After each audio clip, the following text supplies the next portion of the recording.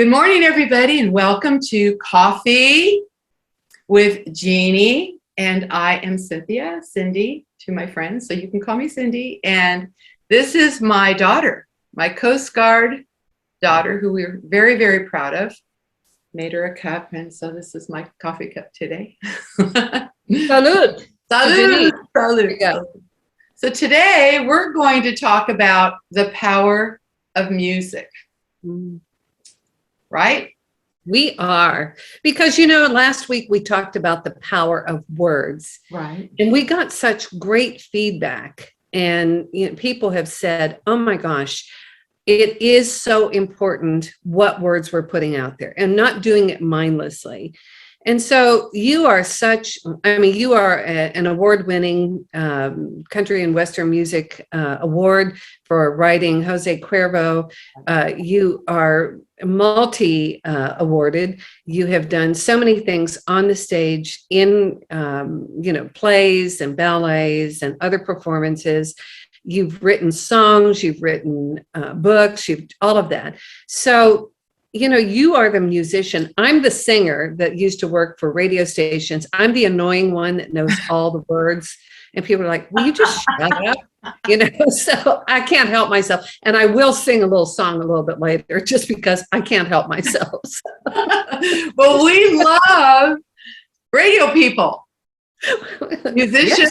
I love radio people. And now we're in a world where you can listen to any song at the split of a second on YouTube, Spotify, all that kind of thing. But there was a time when there was music programming, and I used to have to drive to the radio station in Dallas and then in San Angelo. I mean, I had to physically be there.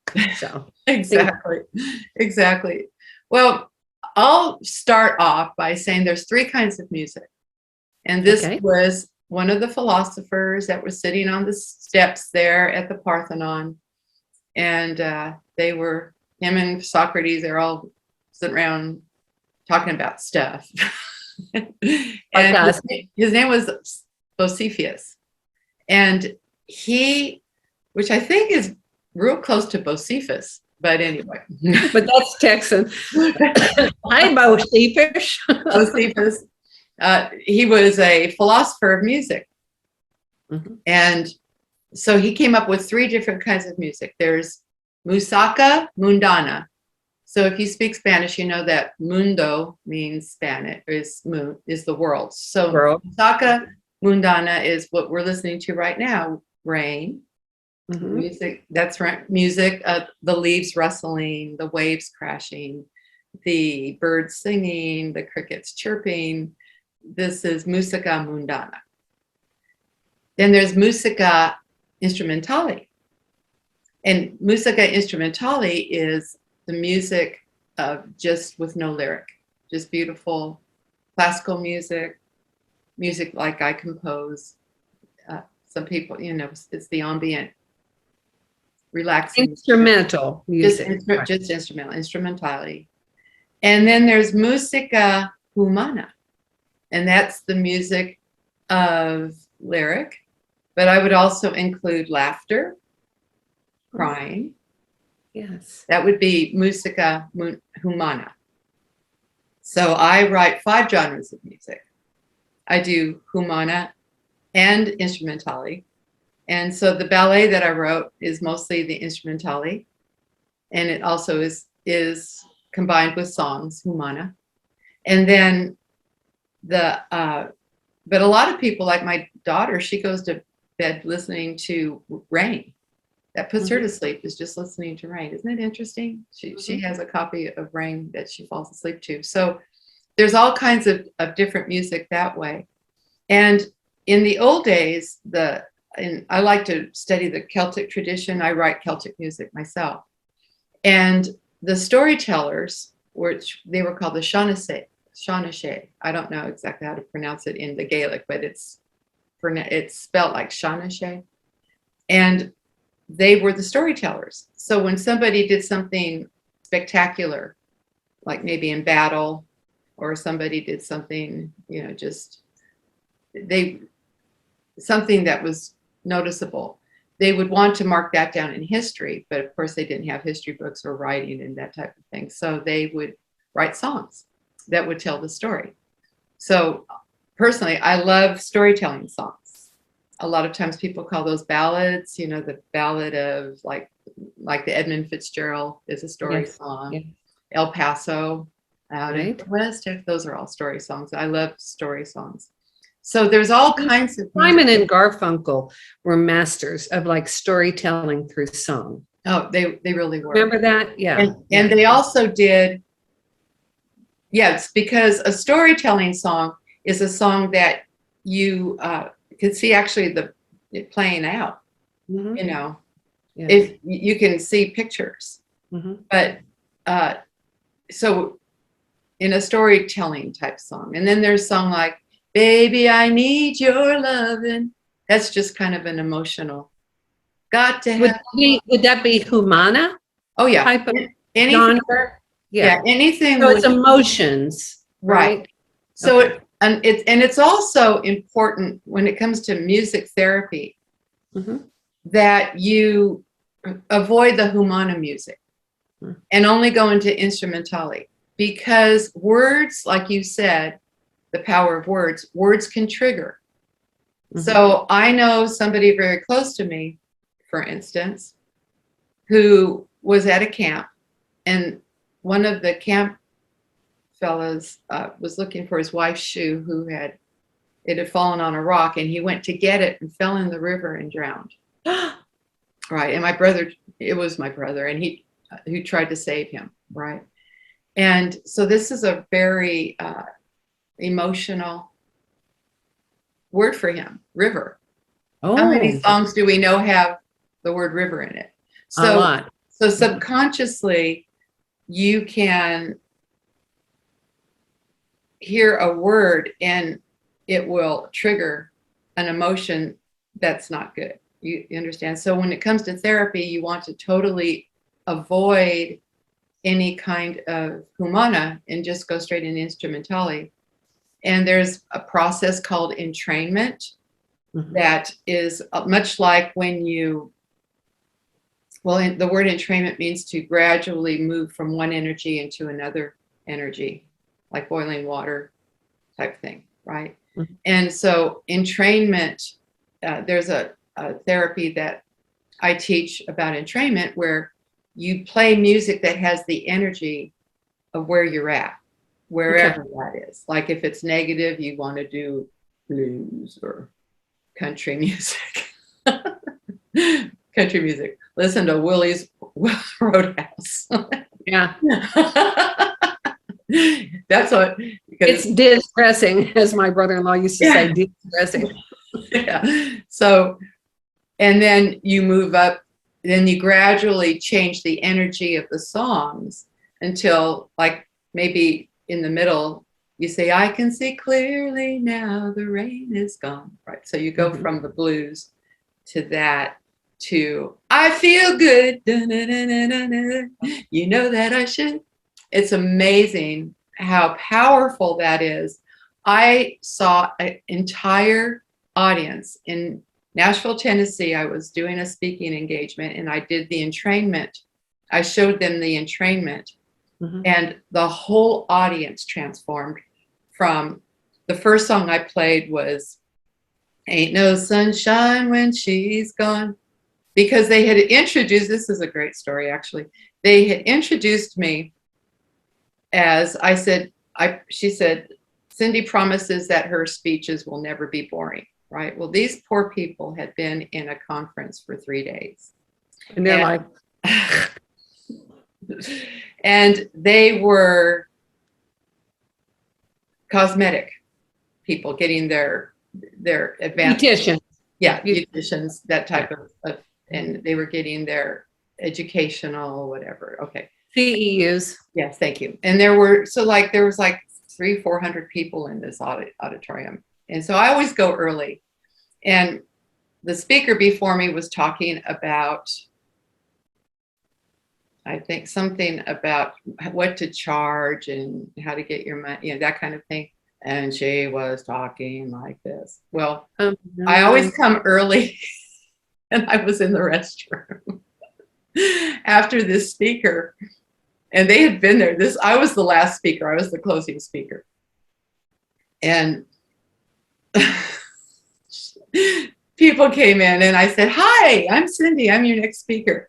And I got,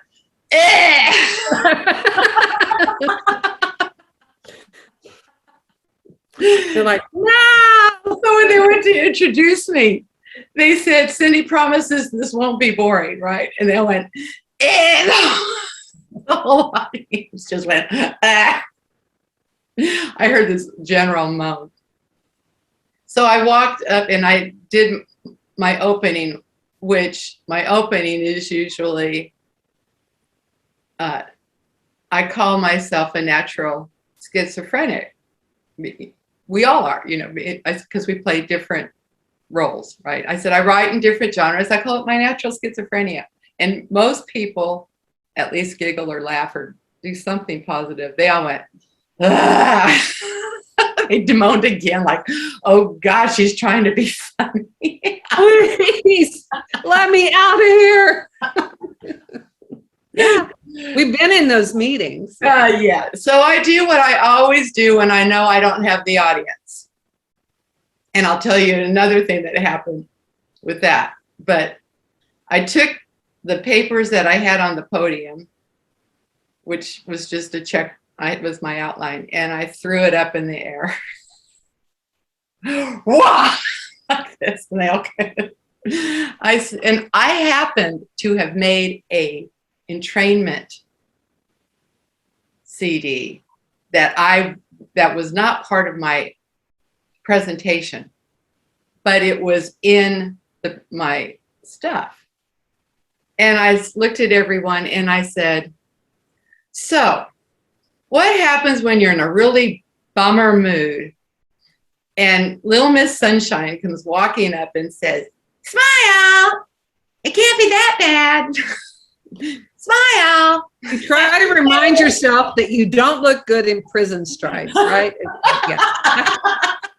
Orange stripes are not in my color palette. I have to think about that.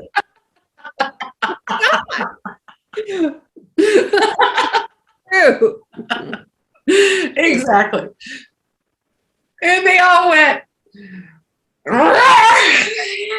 I said, yeah.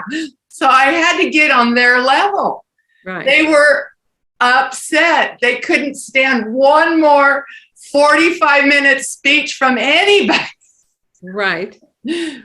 I said, let me show you what you do to get out of that crummy mood, right? And so I start with "Ain't no sunshine when she's gone," right? And so the whole audience was very diverse because it was cosmeticians. And so you had black, white, old, young, gay, straight, just all kinds of diversity in this wonderful audience. And right in front of me was a big group of black, and so African American, and they all were going. They were all jiving to this music. "Ain't no sunshine when she's gone," and they were all moving. Dun, dun. I go, great, we got this right here, right? And then I went into "Yesterday, all my troubles seem so far away," and people were singing. And then I moved a little bit more, and then I went into the I can see clearly now. Clearly now the rain is back. Then I did this wonderful song by T. Graham Brown called "You Got to Use the Blues to Make You Feel Better," right? And people started getting up in the aisles and started dancing. And then I moved through some more songs, and I went, "Good, good, good, good vibrations," and they were all dancing. By the time this is more like it. Okay, yeah. By the time I got to "I Feel Good," oh my Lord, they were dancing on the chairs, on the theater chairs. They were doing this. They were in the aisles. Everybody was dancing. I watched 400 people all at one time go from if they had something to throw at me, they would have too. Yeah. And I started crying. I went, oh my God. And I told them all, I said, you should see, if you could see what I just saw. It was amazing. So that's entrainment. And then another thing that, 400 people, just the whole group. That's how easy it is, by the way. And the world unites in music. Yeah. It doesn't matter what country, what race, whether it's a tribe, we unite in music, and especially even in rhythm, like drumming. Exactly. And I will say this, that when we're doing the BNOW retreat in September, we're asking people, because we've got a lot of music, Right. You there and the girls with Banjoy, and I'm telling people, bring your percussion in. Yeah. Bring your tambourines, bring your little drums, bring your stuff, Exactly. because it changes us at a cellular level. Absolutely. I want to, and I know you've got more stories, but we're kind of on a time thing here. Okay. My sweet friend. Oh no, I love that story though. I just love it. It's so powerful. Right. But I want to talk too about, going back to the lyrics and stuff, kind of the middle music. Right. Right. No, the middle, no, the third music, Humana. And as we both, we've both been on radio and stuff, and advertising jingles, the ones that are connected with snappy little music, we remember them, right? If I go, bop, bop, boop, boom, oh, what a relief it is. What is that? Well, it's Alka-Seltzer. Alka-Seltzer, right. And so, when we do things and we connect it to music, like you just did that whole entrainment thing, you saw the energy. And we're going to talk in the next week, we're going to talk about the energy, using the energy of feng shui and placement, because it's all energy. Right. And but you change, everything is energy. And it's funny, because speaking of people who are like, oh God, just hand me that shotgun, long years ago, I used to do spiritual stand-up comedy. Right. And so one of the things that I would ask people, Cindy, is I would say, has anyone here ever been on a board of directors? And they go, oh God, yes. They just can't stand it. Right. And I said, okay, I have too. And let me tell you something. It's not fun. And they're like, oh yeah, and I said, but I have a song about that. They're like, okay. So I used to rewrite lyrics to songs that everyone knew and sing them. And I have, my fear of like ending up, because I have such a bad attitude at the Walmart, ending up being a greeter at the Walmart. I have a song about that too. Car wash.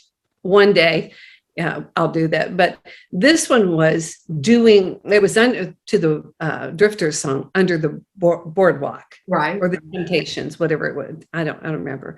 Anyhow, Under the Boardwalk. And so I rewrote it to Doing the Board Work. Okay, let's listen. And it goes like this. Okay. When I ran for the board, they all said it was heavenly fun. I was so relieved to be picked, not those other ones. But they were lying. They were lying to me. Yeah. And if this isn't hell, you can't prove it by me. Okay, of course. Doing the board work from 10 till 1, doing the board work. We're not having much fun doing the board work. What did he just say? Doing the board work. Will we get done today doing the board work? Board work. And I get people up behind me and they're all doing, the little, but it changes everything. It does. And it allows us to talk about our frustrations, Cindy, in a fun way. Exactly. And I'll point out what you were saying about the Alka-Seltzer. Yes. Jose Cuervo, when that song was #1 that same year, They sold 14 million cases more of tequila that year. Yes. Yes. Yeah. They got Because a it's in free- people's minds, and it was fun. and it was fun. It's fun. And it I was remember you posting something from San Angelo. You were out in one of the parks, and they had this raised platform, and these girls were out there clogging uh-huh. with clogs, Yeah. and they were clogging to Jose Cuervo. They had no idea who you were, and you're filming this. You're going, "Isn't this fun?" That's the best part of writing that song, is seeing perfect strangers either singing it or, like in that case, dancing, or when they learn that I wrote it, they'll start singing it to me. You know, that's that kind of thing. So music is very powerful. And one thing to remember with the musica humana, on a serious note, Hitler, these different people who speak, it's easy to control a crowd. It's easy. So even in speaking, that would be musica humana. Like a cadence. It's almost like a rhythm. Right. Yeah. And so when I watched this whole audience transform, because the audience has one energy. Right. Yeah. And They're that's in a something purpose to remember. whole. Yeah. Right. So in other words, and you know this, Jeannie, because you do speaking, it's easier actually to speak to hundreds of people at one time than one. Oh, I would rather speak to 1,000 people than 10. Yeah. Because the energy is different. The energy is different, but the audience is always one. And so Yeah. you have a better ratio of approval with hundreds than you do, because you're always going to have this person, Mhm. right? You're always. Right. Even that day, I don't remember seeing any, but there's always somebody doing this. Mhm. And my big goal at the end of the speech is to have them at least be here instead of. Well, I always use humor in my speaking. I open with that. And I like to say it this way, is that I get them laughing. And while their mouth is open, I shove the bitter pill of truth down in, and they're not even aware. They're just, how funny is that? Right. So, Cindy, oh my God, we could just talk about this for hours, but I'm so glad we're talking about this. We talked about the power of our words. Now we're talking about the power of music and our words and our intentions. Yes. And the energy of people as a whole. Right. So I'm so glad to get together and do this. Right. So in closing here, Jeannie, I just want to point out one thing that we've all experienced, if you really want to understand what Jeannie just said, is when you go to any kind of sports event, and they're all singing the national anthem, that feeling of oneness. And then as soon as that song's over, shoo, two split. And we've all done that. We've all done that. All of a sudden, everybody that you were, half of the people, I should say, that you were unified with in that beautiful spirit of music and patriotism, the emotion of patriotism, splits right. Now it's your team and my team. My team, America. Yeah, exactly. So that's a good example of that. So, well, this has been fun. It has always. And we look forward to seeing you all next week. Please go to our YouTube channel, go to Rumble, BNOW, and like us, subscribe, share, because that's how we can spread this word. Thank you all. Have a great week. Thank you. Love you. I love you. Mwah. Bye. Bye.